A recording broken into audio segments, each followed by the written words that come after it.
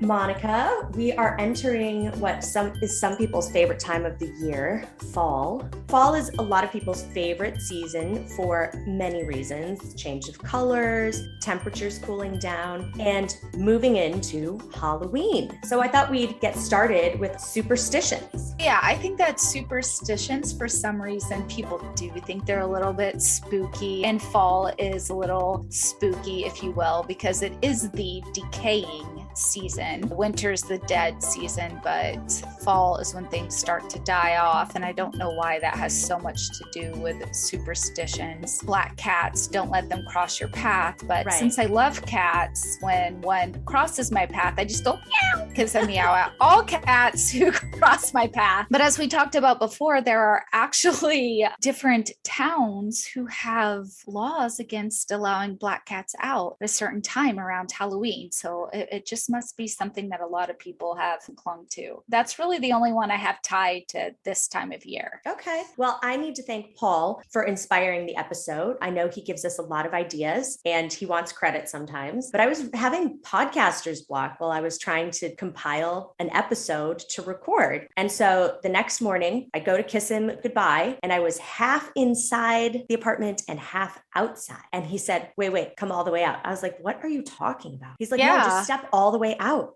Okay. And so I stepped all the way out, gave him a quick kiss, and I looked at him and I said, why did I have to do that? He's like, oh, I don't know, Russian superstition. I was going to ask, is he especially superstitious because he's Russian? No. And that was why it caught me off guard. So I have saved us once again from talking about onions and their evil origins. And we will be talking about all things superstition. Yeah, I definitely take talking about superstitions over onions. Although I think our listeners know by now that we will talk about how much we hate onions anytime we get a chance. For our friends out there who don't know, I think we all have an idea of what a superstition is. I just thought I'd pull out the dictionary definition so we're all on the same page. There are 3 definitions, but I like the first one best. It's a belief or practice resulting from ignorance, fear of the unknown, trust in magic or chance, or a false conception of causation. Pretty cool, right? So it's basically a mystical reason why things happen when associated with something else. I think ignorance is a little hard. So the second one could actually be better. It's an irrational, abject attitude of mind toward the supernatural, nature, or God resulting from superstition. How do you have a definition with the word in it? But okay. Oh, yeah. I don't know. Sorry. Webster, Merriam-Webster, you're really failing. You're really failing. You've added too many new words. As an example, to only pick up pennies that are heads up. I was reading an article and it said, my friends and I grew up saying, see a penny, pick it up, and all day long you'll have good luck. So I grew up saying that too, but I didn't realize you were only supposed to pick up the ones that were heads up.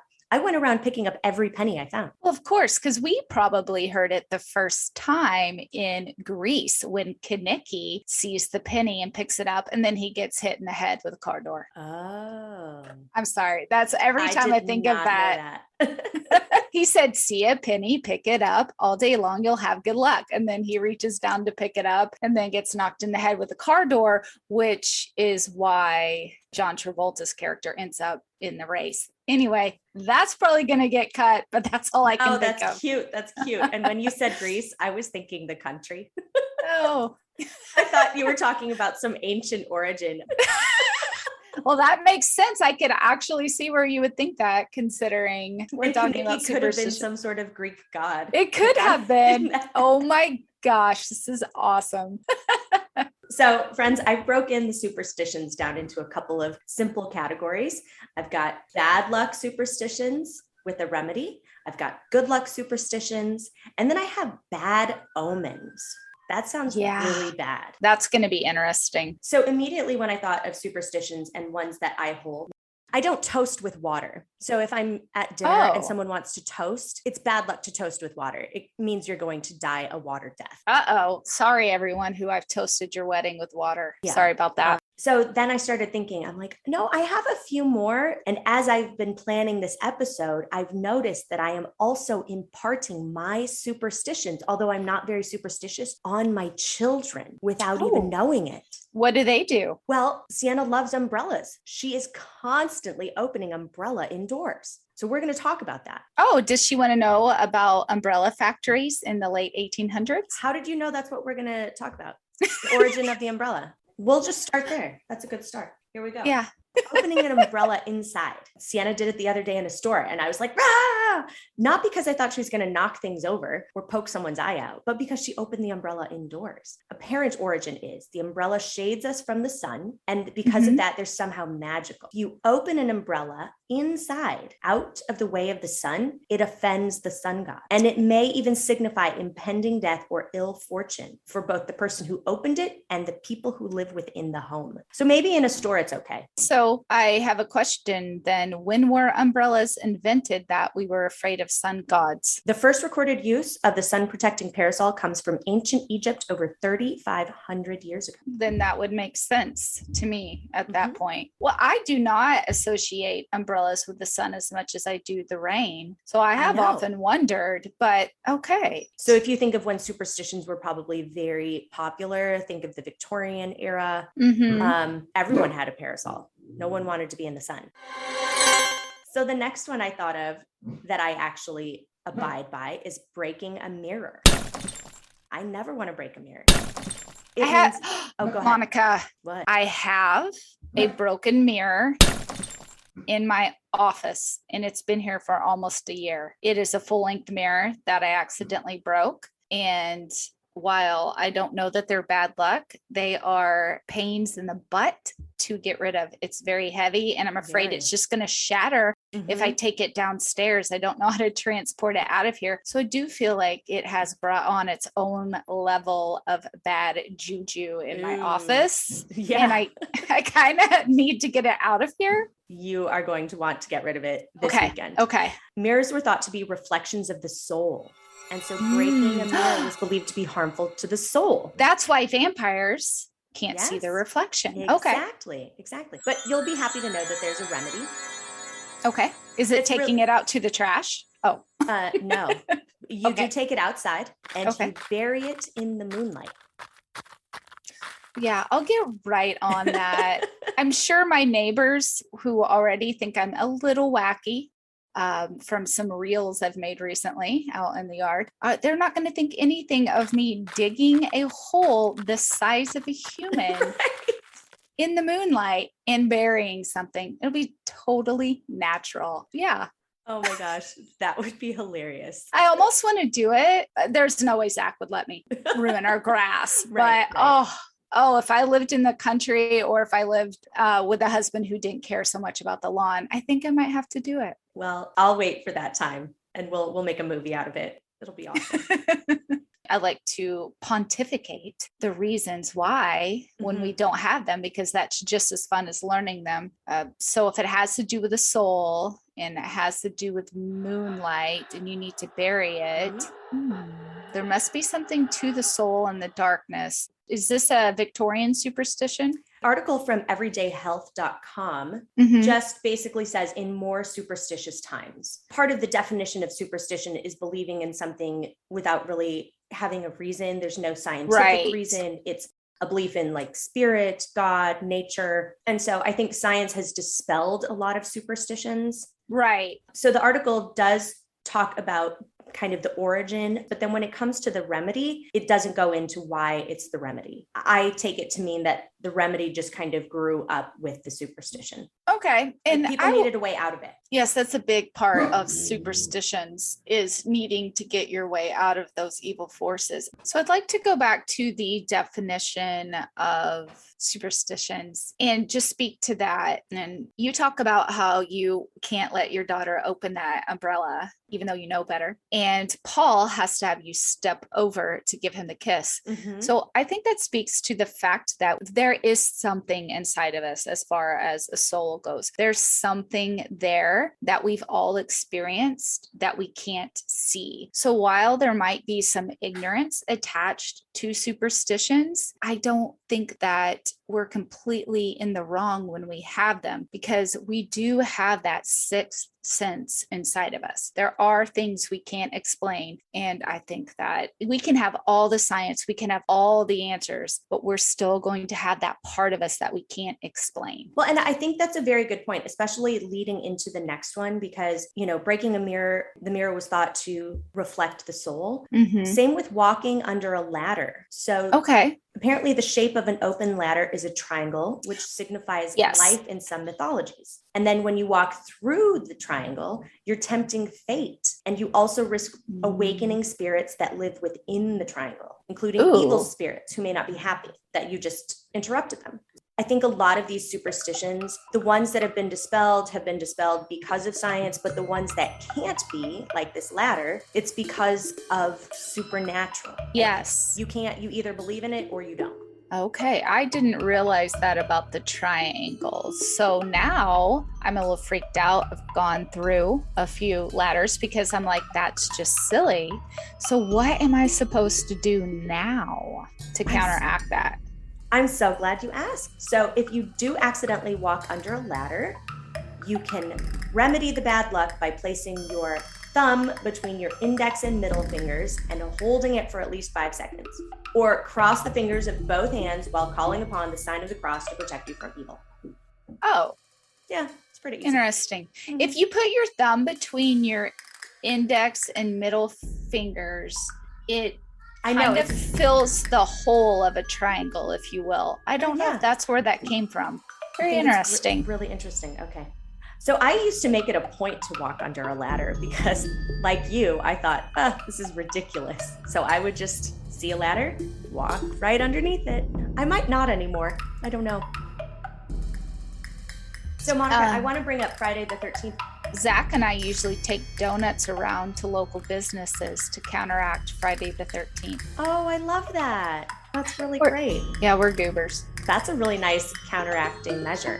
So apparently the origin of Friday the 13th, and not just Friday the 13th, but the number 13 in particular, buildings without the 13th floor, items that have removed the number 13 because it's bad luck, has to do with the superstition that Judas Iscariot was the 13th guest at the Last Supper and that Jesus was crucified on a Friday. Okay. So I had never heard that reason as why. So that's what this article from everydayhealth.com mentioned. Well, what we'll find is that Judas Iscariot having something to do with superstitions, it also happens in omens. Yeah, he's kind of a bad dude that I would see where he could probably conjure up a lot of omens or superstitions from his tail. So we've got black cats. That's pretty common. I didn't find anything that really said why. I will just guess here. I'll pontificate again that has to do with witches and black cats being considered their familiars, and therefore they would be evil because they were associated with witches, and you wouldn't want them to cross your path because that might mean that a witch is around where you are or thinking of you. So that's my guess on the black cats. I like it. We're going to go with that, everybody.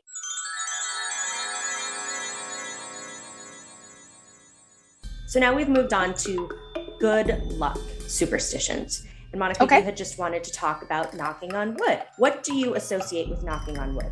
To keep the evil spirits away from the thing I just said, and which I knock on wood a lot, which is, why would I do that? I don't think that evil spirits are listening to me. However, I do think that this goes into superstition and has a little bit to do with religion. I do think that you need to keep your mouth shut and not speak things.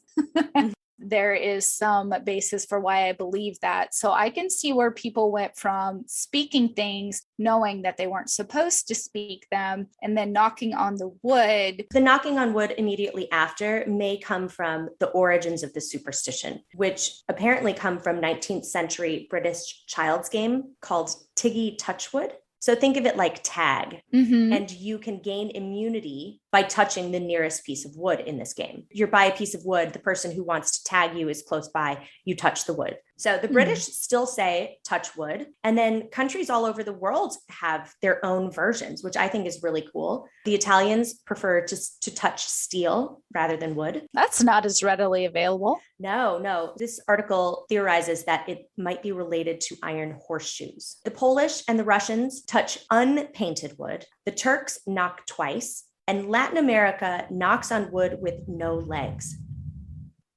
I don't know what that is. It would be a good idea is to memorize all of them before you travel so that the local evil spirits don't listen to your plans. Oh, there's so much more to memorize when it comes to traveling abroad.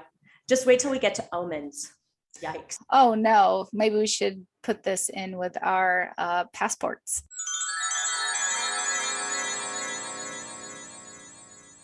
So Monica, you mentioned finding a horseshoe. Yes, or actually hanging a horseshoe. So you hang a horseshoe over your doorway. It's kind of like it's an umbrella shape. It's a U shape. So it can either drop blessings down on you, or it can hold blessings in the house, depending on which way you have the horseshoe. So that is why horseshoes are in Lucky Charms boxes as marshmallows, and why they're considered good luck charms. Okay, I love the Monica version because this other version sounds like if it happens to you, you are the luckiest person in the world.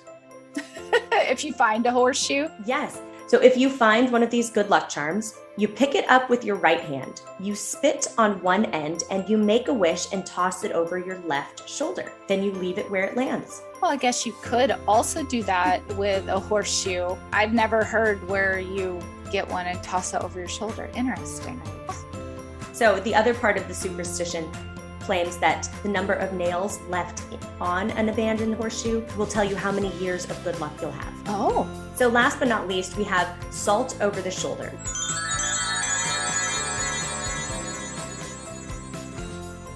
Which I've seen my mom do, and my mom is also not incredibly superstitious. The umbrella thing she believes in, the mirror thing, basically everything I still do came from my mom. I've never seen either one of my parents do anything superstitious. So where did I get it? Right? I think it must be things you pick up from other people. Definitely. Tossing salt over your shoulder, again, ties back to Judas Iscariot and warding off evil.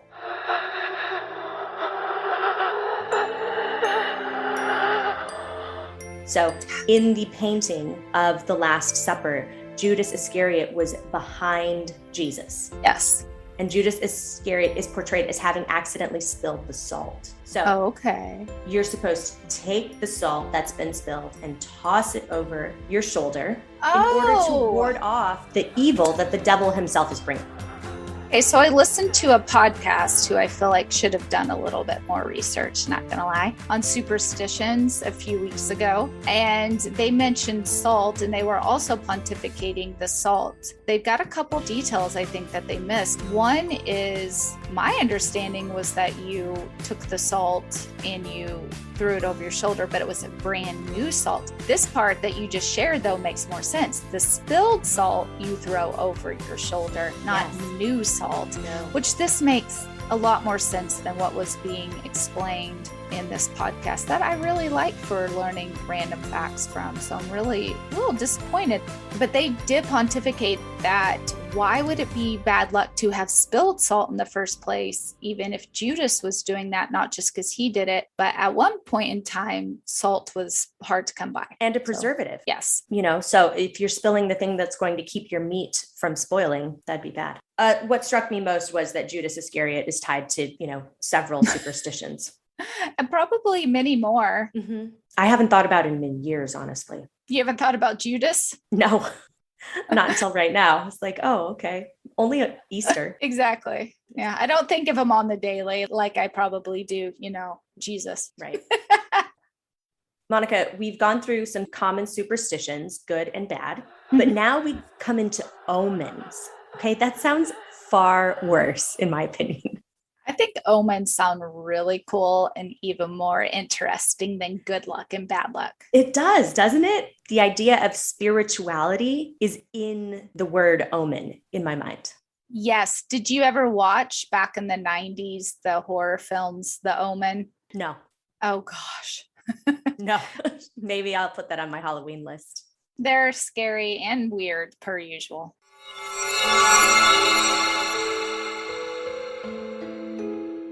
I'm going to start with the one that inspired this episode, which is shaking hands over a threshold comes from Russia, or it's a Russian omen, and it's shaking hands or kissing.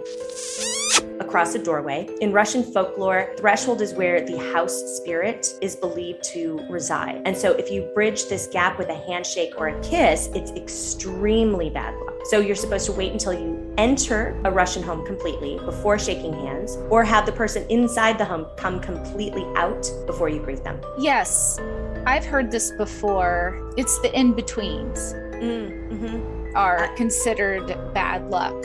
And I got that from the show Charmed. Well, so, there are other things that happen in doorways. Vampires can't come in unless you invite them in because of the doorway. Yes, they're in between two. They're in between the inside and the outside. That's also why things like dusk and dawn sometimes have superstitions associated with them, because they're in between the day and the night. Well, if anyone would like a more definitive guide on shaking hands in Russia, because apparently it's very complicated, we will include that in our show notes.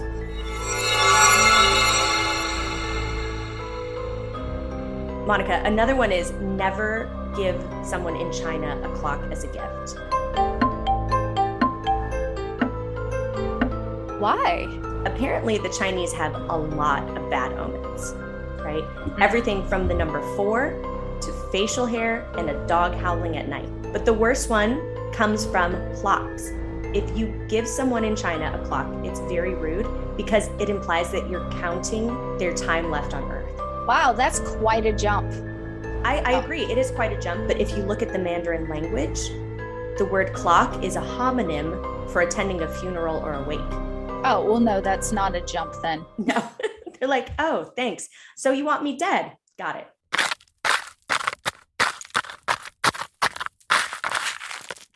The Germans think bats symbolize the devil. I would agree with that. Not sure why, but I agree. There was an epidemic with bats causing rabies. Leading to vampires? Yes, but I don't think it was more. German. Yeah, I'll tell you more about it, but I don't think it was German. In Mexico, owls are harbingers of death. This one made me sad because, Chi Omega, the owl. I love the owl.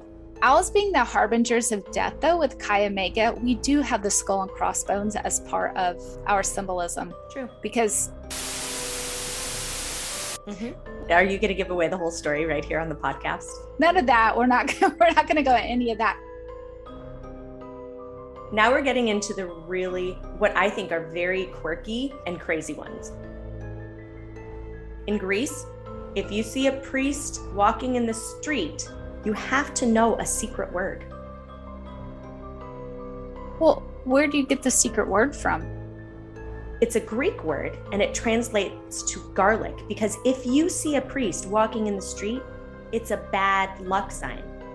Isn't that weird? So, that's odd. So priests can't run errands. Got it. Right. No, because they think it means he's heading to a death or an exorcism. Those are the only two things priests do when they're walking. Got it. Yes. So if you say the Greek word skorda, which translates to garlic, it means that he's not going to be paying you a visit. Again, ties back to vampires. Very interesting. I know, right? I would never have thought about that. Poor priests in Greece. I know, they only do two things: exorcisms and dead people. We move on to India.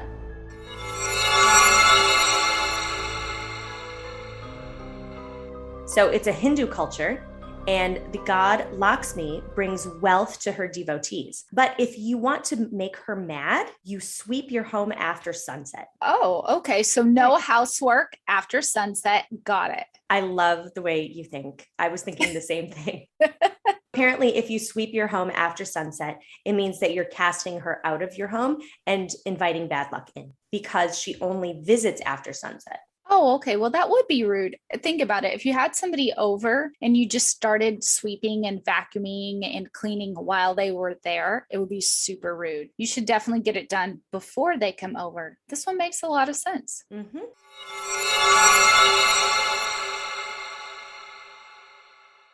Okay, we're coming to my favorite country, Italy.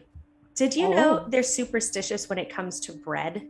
I didn't know this, but I'm somehow not shocked at all. I'm not surprised that Italy has a superstition, not one, but two, relating to bread. So if you find a loaf of bread upside down, it's a bad omen. I'm over here just thinking, of random loaves of bread just strewn about the streets, Right. like a penny. If you find this, like, where are you finding this? In your pantry? Have you ever even encountered, I guess I would encounter upside down loaves of bread in my pantry because I just throw them in there haphazardly. So don't come to America and look in my pantry if you are Italian, because there will be misfortune for you and your family, not mine, yours. So this next omen relating to bread from Italy, I think sounds purely Italian. Okay. It's a bad omen if you find a knife stuck into a loaf of bread. Yeah, that almost feels like a psycho was in your house, though. I just flashed back to The Godfather and the horse head in the bed. I was like, well, yeah, of course. Of course, yes. If an Italian stabs a knife through a loaf of bread, bad things are intended for you. Right. You're stabbing something. I would feel like that's a bad omen. I've heard this next one, and apparently it comes from England. Never put a pair of shoes on the table. In England, it's a new pair of shoes. But the person who first clued me to it was actually an older Jewish lady. And she's like, oh no, never put shoes on the table. It's bad luck. I was like, oh, okay. So literally ever since then, I tell the kids not to. And so looking through all of this stuff, initially I thought, I have no superstitions. But yes, I do. Putting a new pair of shoes on a table in England is a bad omen. And it has roots in two different places in British history. When English laborers died in mines a long time ago, shoes would be placed on a communal table to symbolize that the man had died. The shoes on the table relate to forthcoming grief, sadness, and bad luck. As far as the new part goes, if a bad cobbler put your shoes together, they could have nails in the bottom, so it would scratch your nice dining room table.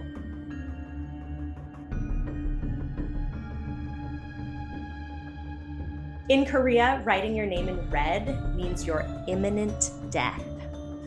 Well, my children wrote a note that said, we're coming for you in red ink, and gave it to a neighbor to be ha funny. And let me just say, there ended up being a police report. Oh my, red is bad. That is so bad. So they definitely took that as a bad omen. And I thought, like, don't put this in there, but what the hell, really, people? Go. I know. Sienna loves to whistle, and she taught herself how to whistle earlier this year. And she whistles at all times of day or night, in the car, in the house, outside. She loves whistling now, which is great. But if she were in Japan and decided to whistle after dark, it would mean she's summoning snakes and bad luck. Well, you know, there was the Pied Piper who drove the snakes out. No, those were rats. No, they were rats. Oh, I don't know where this comes from. Very interesting. Mm-hmm. Well, the Japanese have a lot of snake omens, and we actually don't have time to get into them for this episode. Okay. So I just thought it was very interesting. I'm going to remind Sienna not to whistle after dark.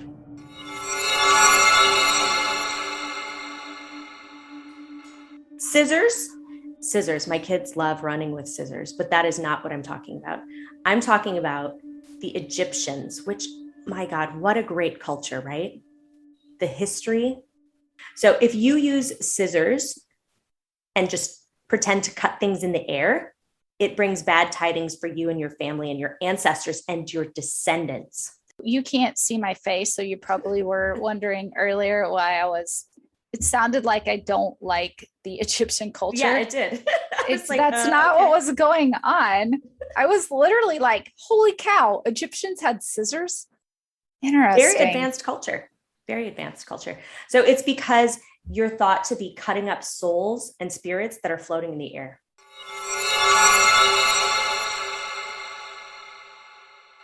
Let's end with a Russian cliffhanger. Sitting at the corner of the table means you won't get married. But this also sounds very Russian to me, only if you're a woman. Oh. Right. If a young woman or an unmarried girl sits at the corner of a table, she'll stay unmarried for the rest of her life, or at least 7 years. This doesn't apply to men. Only women. Sounds a little bit old school. I don't know. It's just the for whatever reason, the corner is bad. Maybe it's that whole triangle. Oh, maybe it's the triangle. Oh, corner of a table, Mm-hmm. not the end, No, but corner. Oh, yeah. I bet it has to do with the triangle. Yes. Or the in-betweens. Mm-hmm. The Russians have a couple other superstitions. One is not stepping over someone. I have no idea why. And the other one caught my eye because it's something my mom picked up as a superstition when she was an adult and passed it on to me. Okay. It's not leaving your purse on the floor. Well, you don't want to leave it on the floor. Do you mean put it on the floor or leave ever. it? No, put ever. it on the floor. Oh, Zach can't stand it when I do that, much like the shoes, because the bottom of it gets dirty. No, but it has nothing to do with getting your purse dirty. And I've been carrying around a beautiful cream leather bag. And I don't put it on the floor because of two reasons. The Japanese have this proverb, purse on the floor is money out the door. But it's not just that. My mom isn't Japanese. My mom is Hispanic. So in Mexican culture, leaving your purse on the floor equates to losing prosperity. This ties into something that happened to me before. I have a friend and she is of Mexican heritage. And she gave me this really pretty purse. And when I opened it, it had a $10 bill inside it. And she told me that in Mexican culture, you're never to give someone an empty purse. I've heard that too. That's pretty cool. Yeah. I give people empty purses. Sorry. I would have just put a quarter in it. Yeah, she put a whole $10 bill. I was nice. like, wow. Yeah. And it was such a darling purse and such an unexpected gift anyway.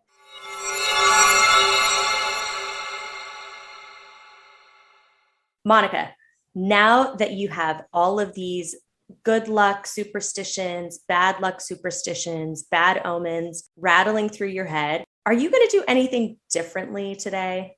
No, I'm not. I don't think that I learned anything that I would want to take into my daily life, although I know that we did miss a category that is very superstitious, and maybe we can hit on it someday in the future, which is sports. Oh, yes. My goodness. And I think that comes into more personal superstition. Like I didn't shave my legs until we won a game. Yeah, well, let's just pick something weird. But people have all sorts of superstitions that is so silly. Like that, at least I could control how I played in the game.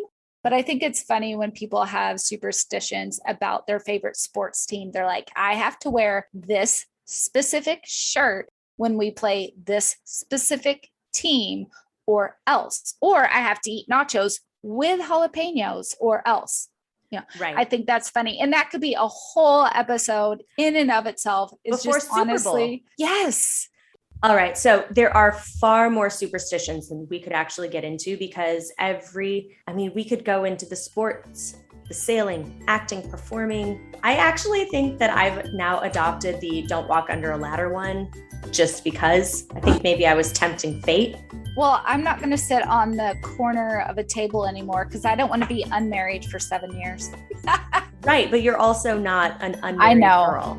I know. Okay? That's a joke. It's a joke. Is it? It's a joke. That's a joke. Okay. I just want to end by asking you, Monica, do you have 2 friends and you can't include me? I don't. No. Okay. Well, our friends listening today, feel bad for Monica. We hope you enjoyed listening to this episode of 2 Monicas and a Microphone. We hope it was relatable, real, and entertaining. So help other people find us by leaving us a 5-star rating and write a review on Apple Podcasts. And do us one more. Share us with 2 friends so we can grow the podcast and help other people like you find us.